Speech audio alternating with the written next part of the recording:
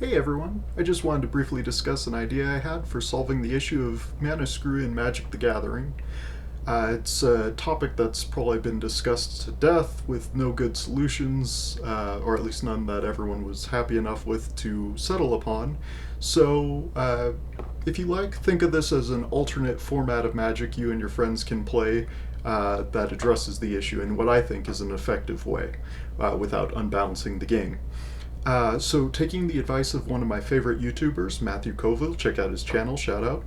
I'm going to try to front load the best information and then we'll go back and discuss. So, the idea, very simple.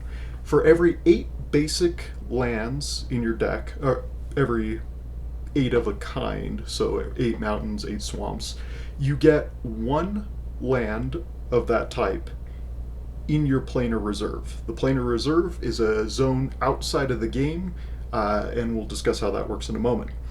So basically, when you draw from the top of your deck, you can choose to reveal the card that you draw as you draw it, so you don't put it into your hand and then shuffle them up and then say, oh, this card. As you draw a card, you reveal it to your opponent, and you swap it out for a land from your planar reserve. What this does is it gives you a way to guarantee a certain number of land drops dependent on how many of that type of land that you have in your deck. So if you put 24 swamps in your deck, you're guaranteeing yourself 3 swamp drops, which might sound a little bit broken, but when you consider the idea of what putting 24 swamps in your deck is supposed to do mathematically, statistically, it's supposed to pretty much guarantee that you're getting about that many drops, and then other drops beyond that become a little more scarce, but depending on what type of deck you have, you might be able to draw into it with draw spells. Anyway, so, with that being said, it feels like a bit of a cheat when you have games where you load your deck with 24 of a basic land, and then you come up short. You come up with no land hands or a 2-land hand that looks promising, and then the entire game you're just screwed out of getting any other lands, even though you've put the mana into your deck.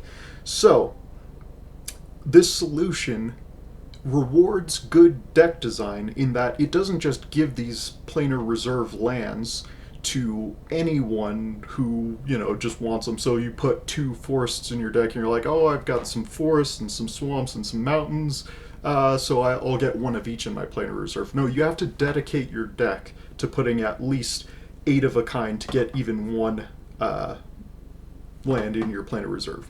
So your planar reserve can have a maximum of 3 lands, and the lands are put into the planar reserve before the start of the game, and they're put into the planar reserve from outside of your deck. So these cards aren't part of your deck.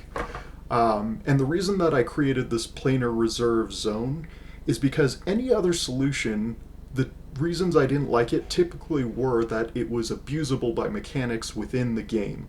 So if you had it to where you discard a card and search your library for a land, for instance, well, certain things trigger on discard, and then you have to put in wording that says, okay, well, this doesn't trigger things that cause discard. Well, it also puts something into your discard pile, your graveyard, and that solution has other issues. Exile, same thing. There's cards that refer specifically to exile, pull from eternity, missed something or other, Sphinx, can't think of it right now, but or maybe it was no, it was Sphinx. It was definitely Sphinx. Anyway, the other thing that happens with the planar reserve is if your deck is larger than 60 cards, for every